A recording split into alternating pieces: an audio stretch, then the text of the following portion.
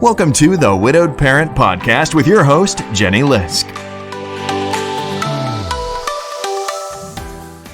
Hey everyone, it's Jenny Lisk, and this is episode 71 of the Widowed Parent Podcast. So this week we've got an encore episode, a terrific discussion I had with Claire Bidwell Smith. She is the author of several books on grief, including most recently one called Anxiety, the Missing Stage of Grief. And this book was so interesting. I learned so much from reading it. I really recommend that you pick it up if either anxiety or grief is a topic that is relevant for you or your kids.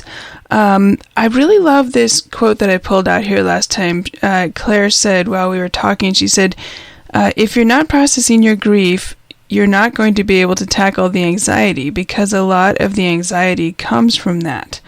And it was so interesting, I think, the connections that she draws. Well, first of all, she talks about what anxiety is, some symptoms, including panic attacks, which is a particular type of anxiety, and really why it's so important to work through your grief in order to tackle your anxiety. And this idea that if you are stifling grief, if you have some kind of, some unprocessed grief from whenever, it could even be from a long time ago, that is likely to manifest in anxiety. So very, very interesting discussion. And the book, like I said, I just found it so illuminating and really give me a lot to think about. So I would encourage you to check that out, and I hope you enjoy my discussion with Claire Bidwell Smith. My guest today is Claire Bidwell Smith, who is joining us from Charleston, South Carolina. Claire is a therapist specializing in grief and is the author of 3 nonfiction books: her memoir, The Rules of Inheritance, the book After This, When Life is Over, Where Do We Go?, and most recently, Anxiety, the Missing Stage of Grief, which is the topic of today's discussion. She also leads workshops and retreats and speaks at events, and her work has appeared in the New York Times, the Huffington Post, Psychology Today, and many, many other places. So Claire, welcome to the show. Thank you. Thanks for having me.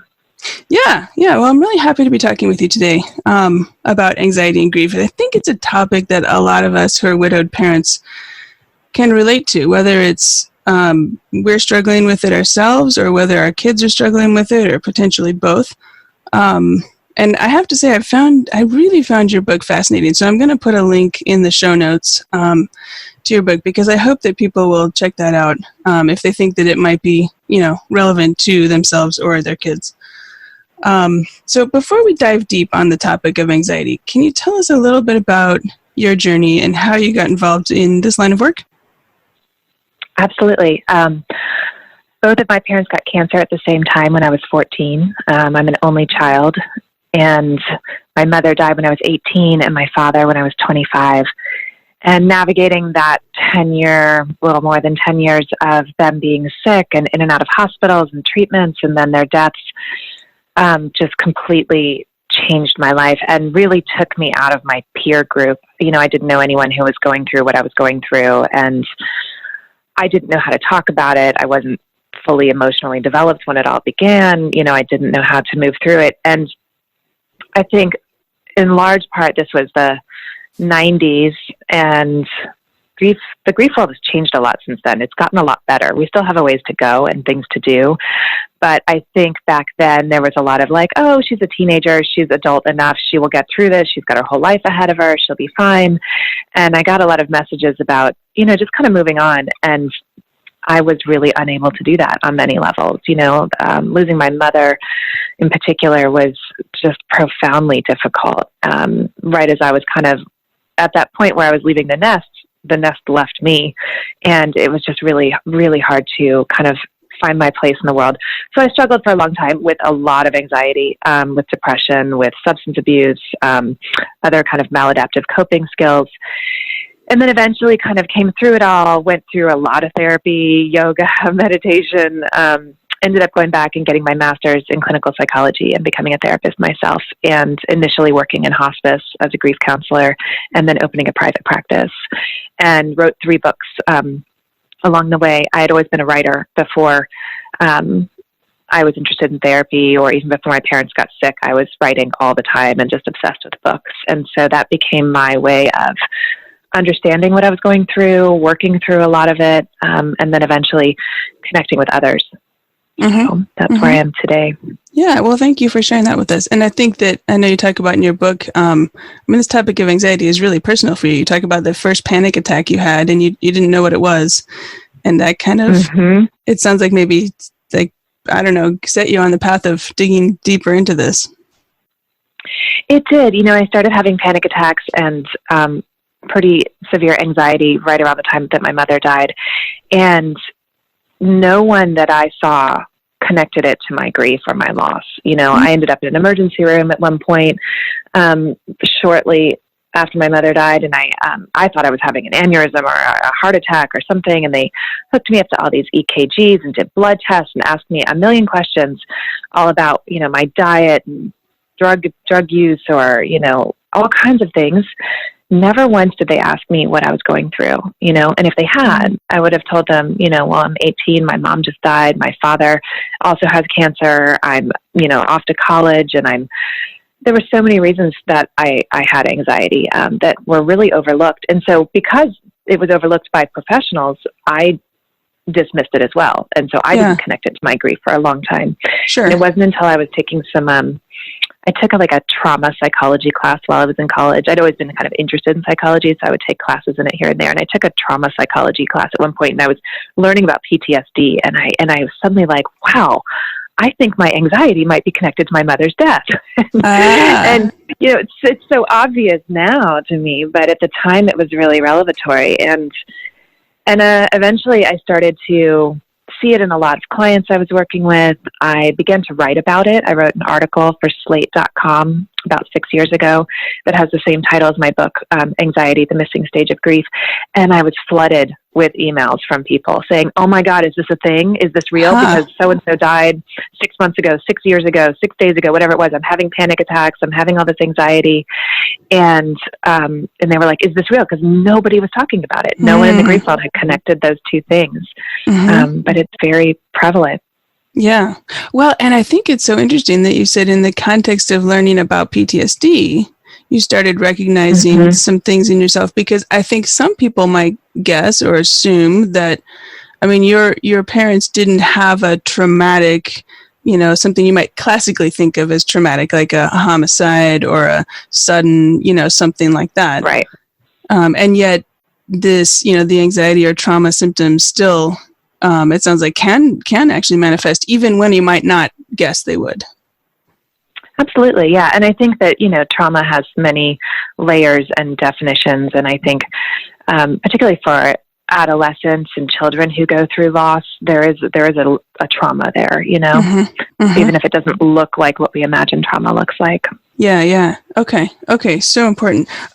So let's move in then to talking more about anxiety and grief. And actually, I wanted to ask, if you don't mind, if you could set the stage for us a little bit by reading this passage from your book. And again, it's called Anxiety, the Missing Stage of Grief. Sure. My mother's death rocked me. I was absolutely floored by it. Nothing could have prepared me for it. Not the 5 years we'd spent helping her combat her illness, not the talks my father had with me about her potential demise, not the school guidance counselor sessions.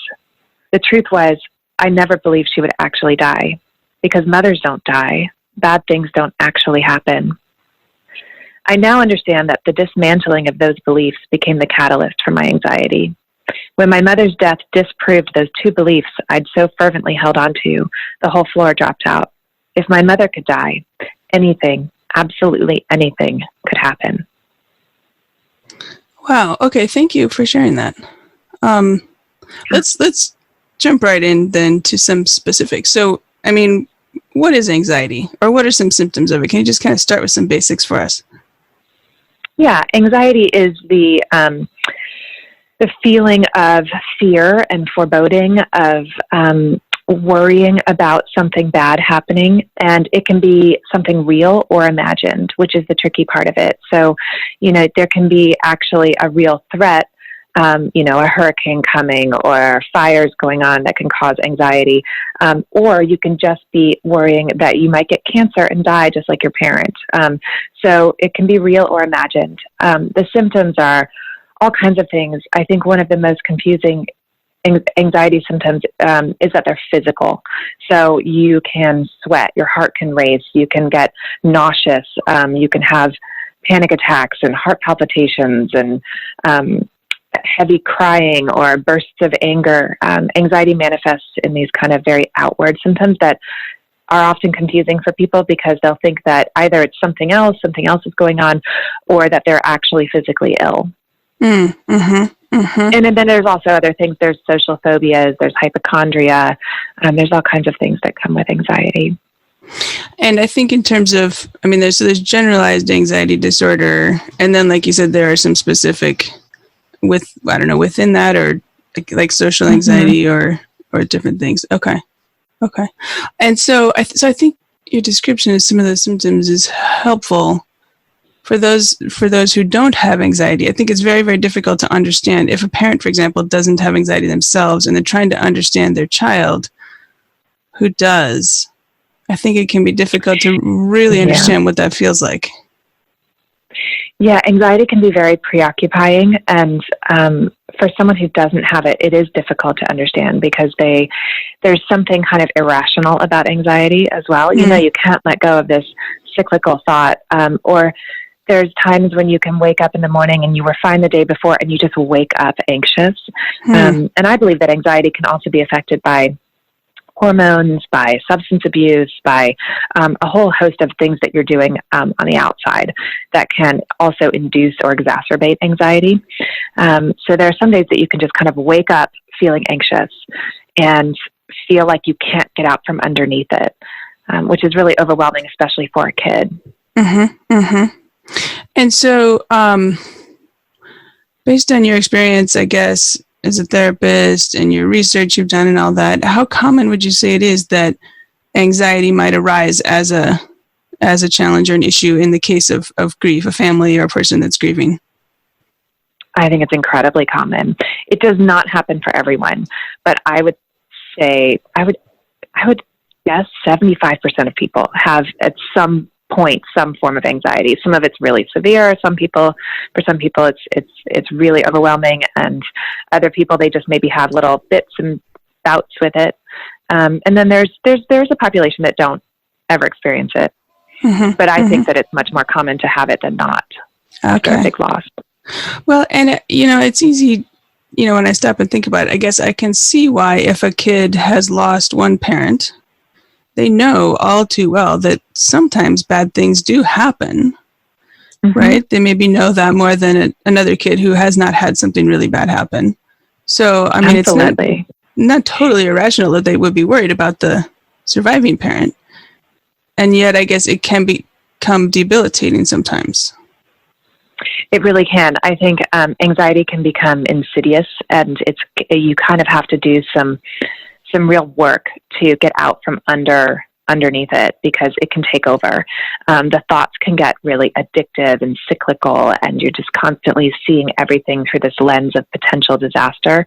And once that kind of sets in, it's hard to get away from it until you start doing taking some real steps and measures. Okay, well, let's dive into that a little bit. Steps and measures, and what, I don't know, where does somebody start? How do they begin to, let's say your kid or your teenager has anxiety, or yourself. I guess, how do you begin to, maybe even you get to the point where you need help, or your kid needs help? What's next? Well, if we're talking specifically about grief anxiety, which is, this whole thing, then I really feel strongly that it's a two-part process, and they kind of go in tandem, but there's two components that have to be worked through. Really grieving and working on the grief and processing the grief is an enormously important part of it. If you're not processing your grief and you haven't worked through a bunch of the aspects of grief that are coming up for you, you're not going to be able to tackle the anxiety, because a lot of the anxiety comes from that. It comes from suppressing grief or not addressing things that are sitting with you, feelings of guilt or regret or not having said goodbye or just not letting yourself cry or get angry or feel all the things that come with grief. If you're stifling your grief or you're getting messages from around you to stifle your grief, then that's going to manifest in anxiety. So really looking at, like, when a client comes in to see me who has been experiencing the grief-related anxiety, I first always check in with, like, where they are in their grief process. And they could be 20 years out from a loss. You know, I work with a lot of people who lost a parent in childhood and adolescence and are now in their 40s, 30s, and they're kind of wanting to look at that and do some work around it.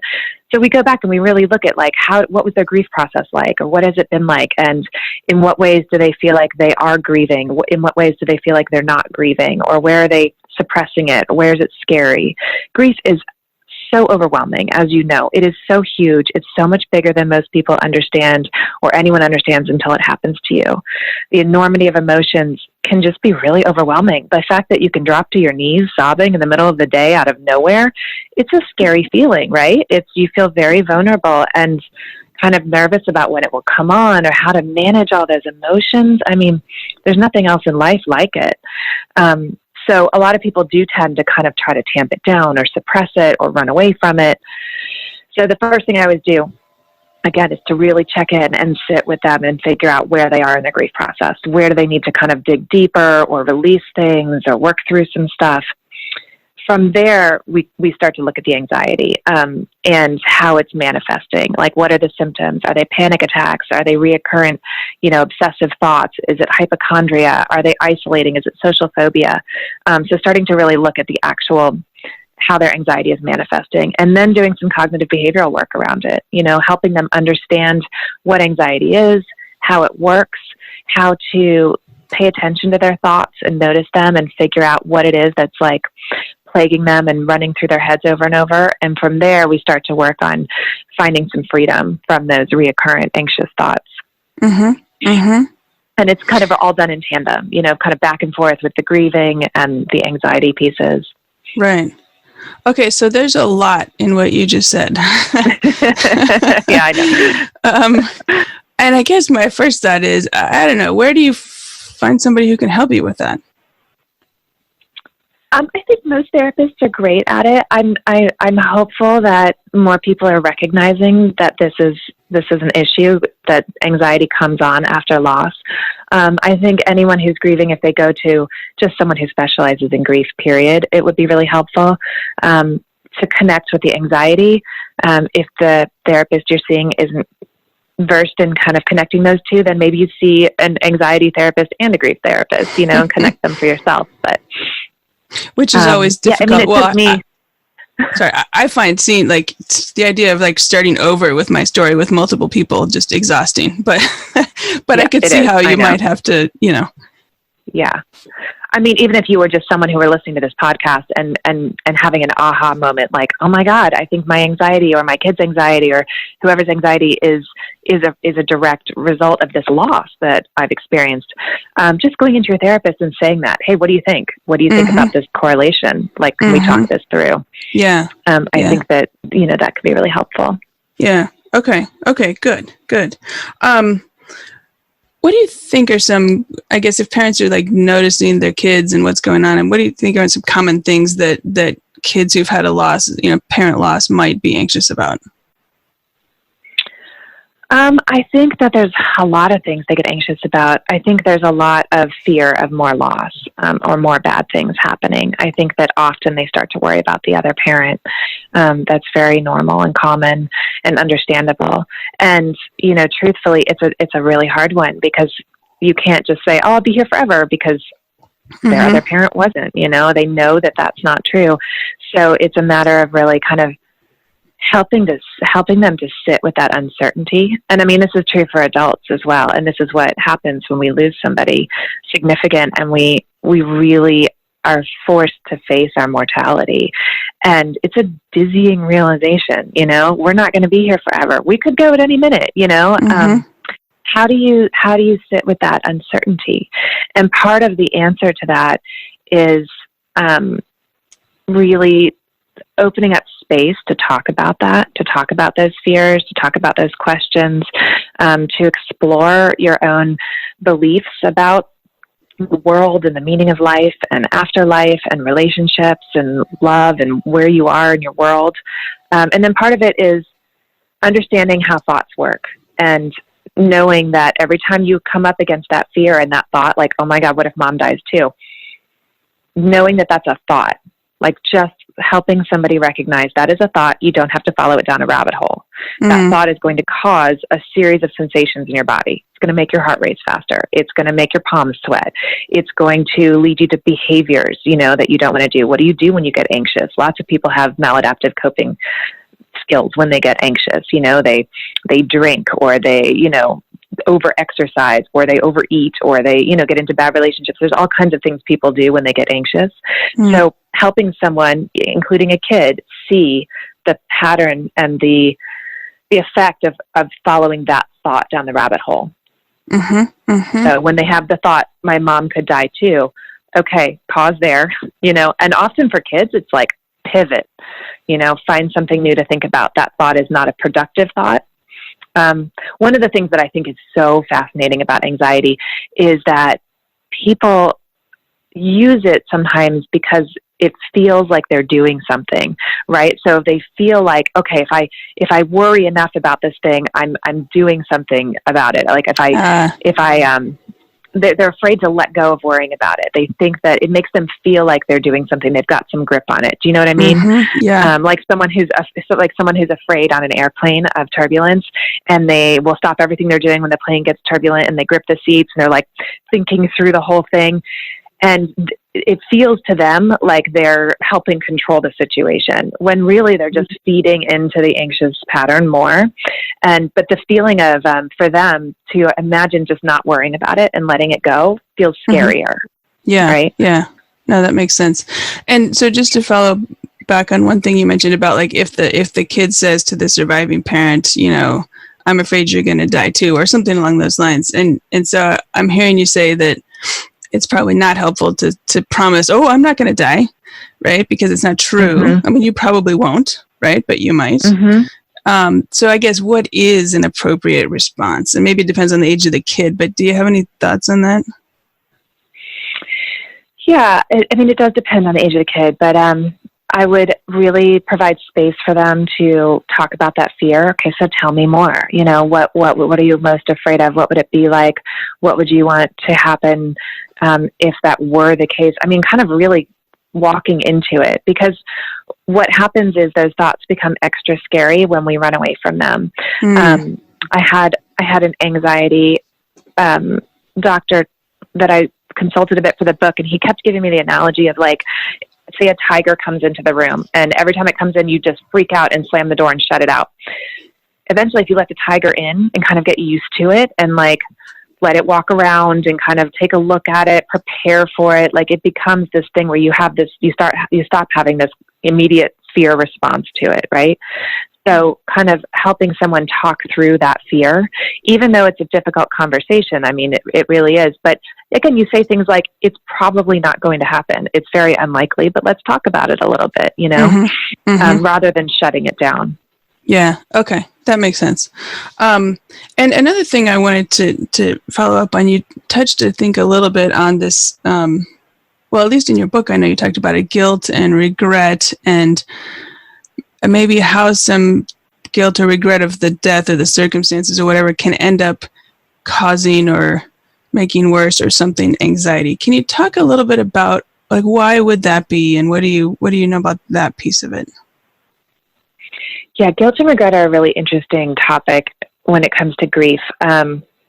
Elizabeth Kubler-Ross has a great quote. She says, guilt is death's most painful companion. And I find that so interesting, because it's rare that I've met a grieving person who doesn't feel guilty about something. Oftentimes there's some imagined guilt. They've come up with something they wish they had done differently, or even if it's irrational, like they couldn't have been there the night that the thing happened, but they just can't stop with that thought. And then sometimes there are very real things that people feel guilty about. I wasn't there the night my mother died. I was on my way. My dad had called me at college and told me that she probably only had a few days and it was up to me. And I left college to drive to her hospital 7 hours away. And I stopped on the way to see this boy I had a crush on. And, I ended up staying the night there instead of going on. And my dad called in the middle of the night and told me that she was gone. And the guilt that I felt over that, it destroyed me for years, many, many years.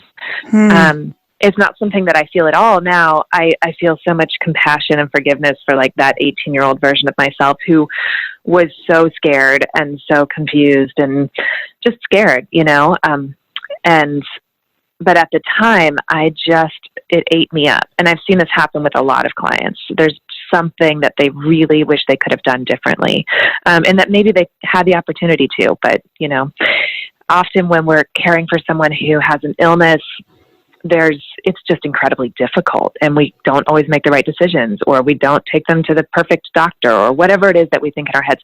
So anyway, people often come into the grief process carrying something that they wish they could do differently. And the hard part about that is now the person is gone. So how do you make amends? How do you forgive yourself? How do you work through this with the person? And I do really think there are ways to do that.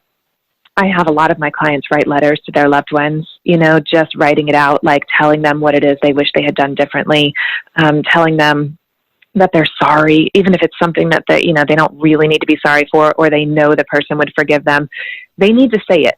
They really, it's living inside them, and they need to say it. And so writing it down, however many times they need to, is really helpful. Okay, that's so interesting. So even years later, the person is gone, so you can't actually talk to them and close the loop in that way on a conversation or something. But it sounds like you're saying it is really important to spend the time to figure out how to get rid of that regret or guilt or whatever it is that might be, and then somehow that then like helps the anxiety piece. It does. That causes anxiety because, I think people's immediate response when they're feeling guilty about something is, I can't do anything about it. So they push it down, they suppress it, and then that just ends up manifesting in other things. Anger is one, anxiety is another. Okay. You had a really interesting example in the book. I found interesting. There was a woman who her husband had been in the hospital, and she'd been there with him, I think, multiple nights, and finally had to go home one night she's probably exhausted, and that was the night that he died. And even though there had been no indication that the doctor hadn't told her to stay or anything like that, but she took on herself so much guilt that she wasn't there. I think this was a client of yours. That was really interesting. And then, sorry, go ahead.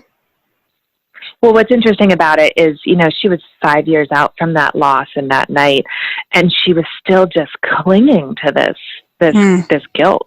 Every session for a period of time, she would just sit there and want to beat herself up about it. And I eventually realized, and I've seen this with a lot of people too, is that sometimes people hold on to that feeling of guilt as a way of holding on to their person. And that is what I've seen many times. They feel like if they let go of that guilt, in the case of that client, if she were to finally and suddenly say like, oh, it's okay that I didn't make it, she would have felt like she was letting go of him and letting go of this way she was honoring him. And so when I work with clients like that, I try to help them find a different way to stay connected to their loved one, a different way to honor them, a different way to hold on to them, a healthier way. Does that make sense? Yeah, it does. It does. And one of the things that struck me about her example too in your book was that she had concluded that she was a horrible person and really felt that deep in her core, because I think she said something like, what kind of person isn't there when their loved one is taking their last breath? I must be a horrible person. And she like totally internalized that. Yeah, she really did. And it took, for her, it took writing letters to him. She wrote a bunch of letters to him. And then she also just started to connect to him in different ways. She got out old things of his, read old letters from him. She put up new pictures around the house of him. She started to go to the cemetery more often. I think she started a kind of fund in his name. And then doing those things were able to help replace that holding onto the guilt. She was able to start holding onto him in different ways. Okay. Well, that reminds me a little bit, actually, and I think you talk about it in your book, some of the ideas that Alison Gilbert has for keeping those memories alive. Yeah, I love Alison Gilbert. She has such great ideas in her book. It's called Past and Present. And it's past, PASSED. And, you know, that's one of the important things. I think 30 years ago in the grief world, clinically, when people died, we really encouraged people to move on and to let go, you know, to like pack up their stuff, remarry, have another kid, like all these things, you know, like you move on and you let go of that person. Now we've really shifted into a place of helping people hold on and find ways to stay connected. And I think that that is so much healthier. And it's impossible for us to just move on and let go of somebody who is so significant as a spouse or a child or a family member. And so I think that instead finding ways to develop that internal relationship with them, finding ways to honor them, like Alison talks about in her book, finding ways to just connect with them in a new way is really important. Yeah. I'll put a link to her book also in the show notes, and also a link to the discussion that I had with her probably about 3 months ago. I forget what episode number it was, but I'll put that in the show notes too, because I think that listeners might. I'm sure they'll find lots of great ideas in her book. Yeah. So okay, and something else you talk about in your book is about telling the story of your loss and why that's why it's so important to tell that story. So why is that important? I think that as humans, we're natural storytellers. We make sense and meaning of the world through stories. You know, it's why we love television and shows and movies and books. And it's how we learn. It's how we carry on traditions. It's how we carry memory. And I think also it's how we move through trauma when there's a story that we are holding and holding inside of us about a loss. Especially when we're newly grieving, it's really hard to find people who are willing to listen. It's a lot. You'll have everybody shows up in the first 6 weeks and they're all around you and there's a big flurry of stuff, and then everyone kind of drops off and fades out, you know, at the time when you really start to process it more than ever and need people around more than ever. And I think that it's so hard for people to see other people uncomfortable and in pain. So sometimes when people tell their story of their loss, other people try to make it better or fix it, or, you know, oh, it's going to be okay. You're going to be okay. And really just letting someone tell their story, letting someone talk about this thing that's living inside of them every day is really important. I'm just thinking here about a couple of questions I got from listeners. One person asked, for the new grieving widow early on in grief, is it important to specify which feelings are grief and which are anxiety? Or is it more important just to feel and express whatever's there? I think it's more important to just feel and express it. I think it's important to be curious about it. And so to wonder about your anxiety and to wonder about your grief. And like I was talking about at the beginning of our conversation, like really looking at how are you grieving? What is your grief like? Where are you suppressing it? Where are you sitting with it? Where do you need support with it? You know, it's really hard to grieve. Do you need help? When we don't have help or when we're suppressing it, that's when anxiety gets worse. So kind of looking at both of those together, I think is important, and letting yourself feel everything that comes.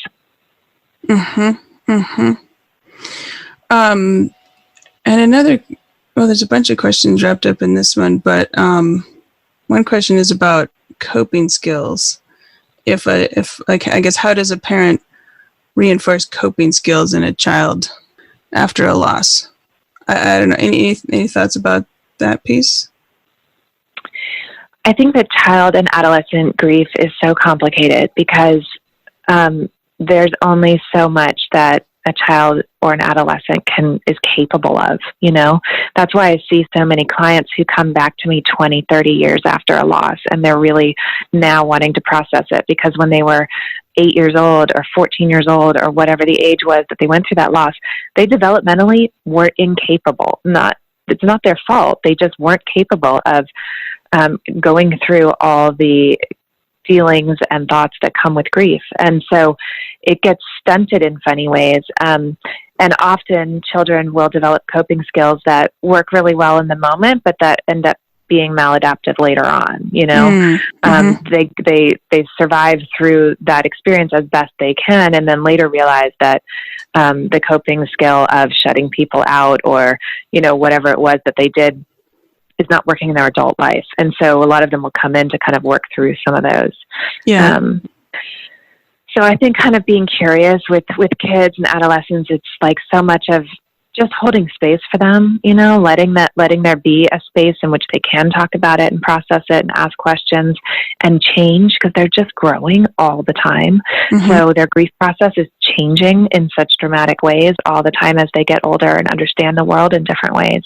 Mm-hmm. An 8-year-old who loses a parent is going to have a vastly different understanding of that loss at age 13, mm-hmm. She's going to re-grieve over and over and over many times in her life. Whereas, a woman who loses a mom at age 35, it's a totally different experience, like mm-hmm. she's fully a grown-up. She understands the enormity of the loss. Whereas a child is moving into adolescence and adulthood, keeps understanding it at new levels over and over and over again. Mm-hmm. Mm-hmm. Yeah, that makes a lot of sense. Okay, thank you.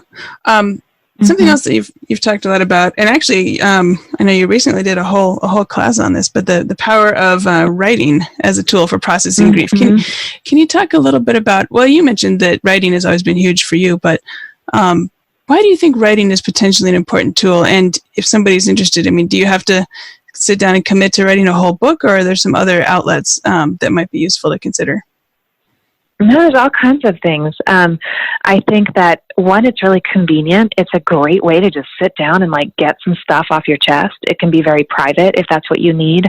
If there are things that you don't want to share with someone, if there's things that you're feeling guilt or shame or just privacy around with your grief, sit down and write it all out in a notebook. Getting it out of you, taking those thoughts and feelings out of you and onto the page is so cathartic and helpful.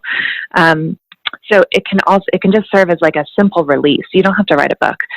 You can just do some morning pages, which means every morning when you get up, you sit down and just for 5 minutes, you write everything and anything that's coming up for you. And it's this amazing release of stuff that you would have otherwise carried through your day. Or, you could write a book and you could really process and share and move through your experience in that way. And a lot of people do that, which is beautiful. You could also just write about memories of that person. One of the things that some people get anxious about is forgetting memories, forgetting what it was like to be with them. So writing all of that down can relieve a lot of anxiety and preserve it. And you can pass that on to children or other family members. And then writing the letters to the loved one, I think, is just vital. If you are listening and you have lost somebody, have you ever written a letter to them?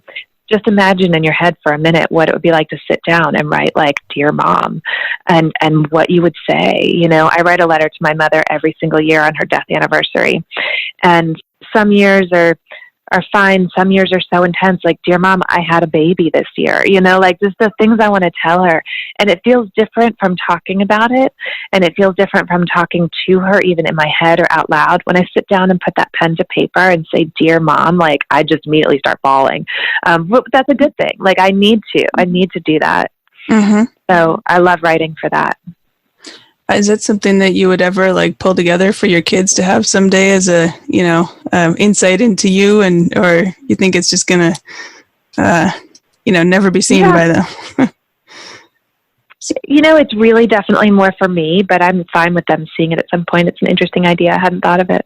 Yeah, it seems like it could be, because I know one of the things with I'm not talking about your kids now, but kids, widowed kids who've lost a parent, I think that fear of forgetting that parent, is a big fear, especially the younger they were when it happened, or they might be so young that they never knew them at all.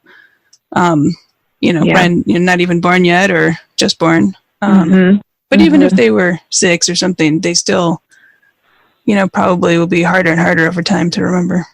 Mm-hmm. Let's see here. One other thing that you mentioned in your book is that sometimes anxiety can come up if, this idea of reevaluating our lives after losing someone significant, and maybe if we try to ignore that or push that aside, that sometimes that can create anxiety too. Mm-hmm. I think there's a lot of really interesting opportunity in grief and in loss. I think that it is an experience that really asks us to think about life in an entirely new way.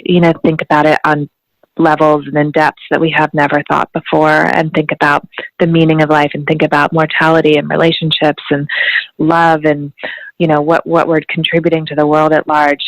It kind of demands those questions and answers from us, which I think is a unique opportunity at a point in your life that you can dive into. It can be overwhelming, but also really beautiful and transformative. But one of the things I think it's also can serve as like a real wake-up call. And sometimes we'll realize that we are not in great relationships, or we're not living our best Oprah life, or we're not following some dream that we really wanted to do. And the reminder that life is short can be a really interesting time for us to kind of step into that.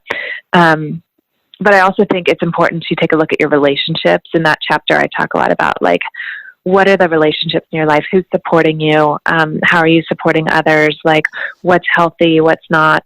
We all have at some point in our lives an unhealthy relationship with somebody, often more than one, and so kind of taking a look at those relationships too is really helpful to the grief process. Mm-hmm. Mm-hmm. Okay, good. Thank you. Gosh, we're almost out of time. I think we could keep talking about this all afternoon here, but I do have a couple more questions, or I guess all morning my time, afternoon your time. So, okay, one thing I guess that was on my mind, and I don't know, well, let me just ask. I mean, is it realistic to expect that, if you work with a therapist and do all this grief work and all this anxiety work, I mean, is getting rid of anxiety something, that might be realistic to expect? Or is it more a case of like lessening it or learning to cope better or minimizing, or I don't know if I'm using the right words, but does that make sense? Yeah, absolutely. It's a great question. The anxiety specialist I was meeting with for this book, I asked him that question. I said, is it possible to get rid of anxiety? And he laughed at me, which I was surprised by. And he said, no, why would you want to? And he said, anxiety is incredibly useful. We use anxiety in our regular day-to-day life all the time. We use anxiety to prepare for a trip, or to give a speech, or to, make sure we have everything going out the door in the morning. We get anxious, like, oh, did I forget something? That is a normal low level of anxiety that we all use to function. And it's important. It's important to point that out to people too, who are trying to get a grip on their anxiety, that they don't need to, nor will they be able to get rid of anxiety completely. They need to get to a place where they are able to function again, and that the anxiety isn't getting the best of them and taking over their lives and taking away from their general sense of well-being and happiness. So I think that you can really get to a place where the anxiety is diminished and lessened. For me, I feel like I will always veer towards having like a disaster scenario in my head.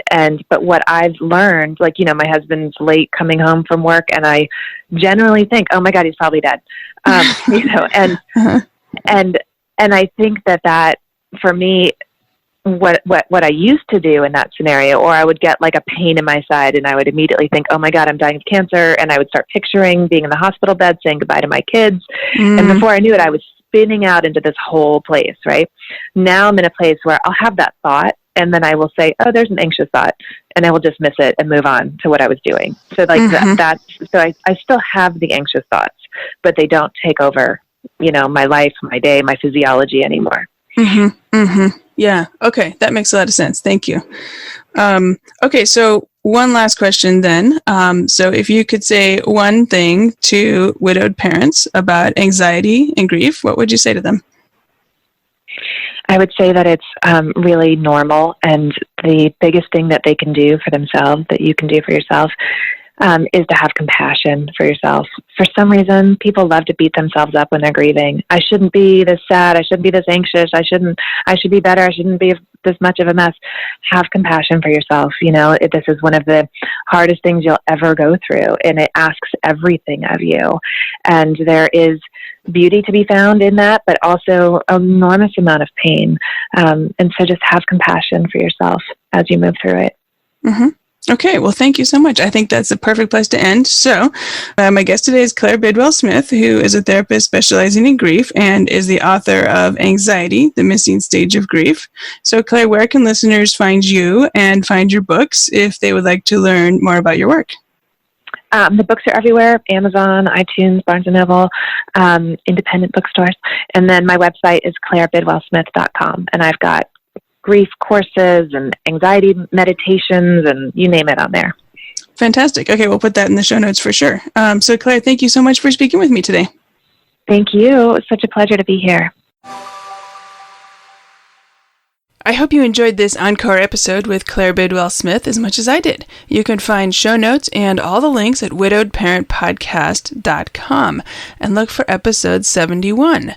So, I forgot to mention in the beginning that one of the reasons that I picked this episode for this week, well, two reasons actually.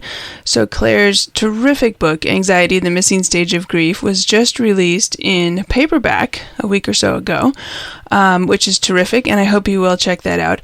And the other thing, I've been thinking about being in the pandemic here, anxiety is a topic that's on a lot of people's minds these days. And I thought it would be good to go back and take another listen to what Claire had to say. If you're a new listener, maybe you haven't had a chance to listen yet, and I hope that you found this interesting and useful.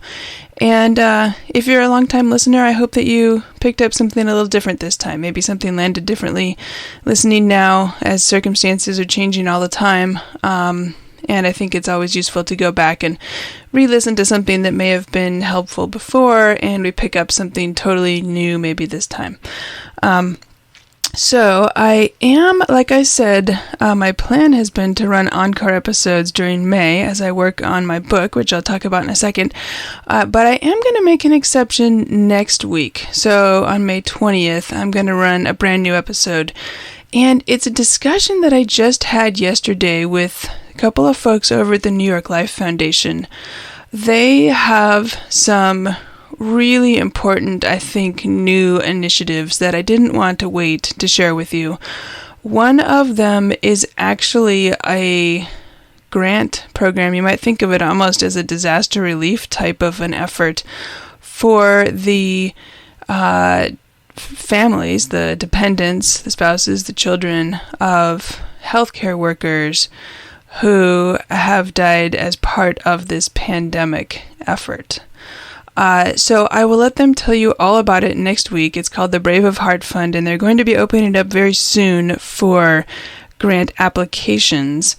It's not just for New York Life customers, it's for anybody who's working in healthcare, and they'll explain those details. But I do want to make sure that people hear about that just as soon as possible, and that people share it too, because that situation might not apply to your family, but I'm guessing that you may know somebody, friend of a friend or something like that, somebody in your circle who might want to know about this program. And they also, separately from that program, they do tremendous work with children's bereavement in general and lots of different programs that they partner on and sponsor. And they have a brand new book for kids with a free download. And I'm going to tell you, they're going to tell you about that next week as well. So do look for a new episode next week. And then we'll round out May with another encore episode. Or two. I'm not sure how many weeks are left in May. I don't have the calendar in front of me. Anyway, just a quick writing update here. So that is actually going really well, finally. I'm glad that I made the decision to sort of clear my plate for May so that I could carve out some time to work on that. Because I just wasn't finding the time before to try to work on that. And, I've been having a lot of fun with these writing accountability updates that I've been doing. If you're not subscribed to my YouTube channel, do check that out. There'll be a link in the show notes, and actually on the bottom of each of my web pages, there should be a link to all my social profiles, and YouTube is there too. So please do subscribe so you don't miss any of the updates. So I challenged myself to do a daily update, a short video, somewhere between 1 and 3 minutes, reporting on what I got done that day in terms of a writing update. But it's more than that. I mean, I talk about that and share kind of the behind the scenes of the writing process, but also reflecting on different things as it relates to the parts of the book that I'm working on and the other work that I have going on. So I hope that you will check that out, and please do subscribe to my channel. All right. Hey, I think that is all for today. So I hope you're having a good week and that you're doing okay, or as well as can be expected now anyway. And thank you as always for listening. So until next week, keep smiling. Thank you for listening to the Widowed Parent Podcast with your host, Jenny Lisk. Connect with us on social media and at widowedparentpodcast.com.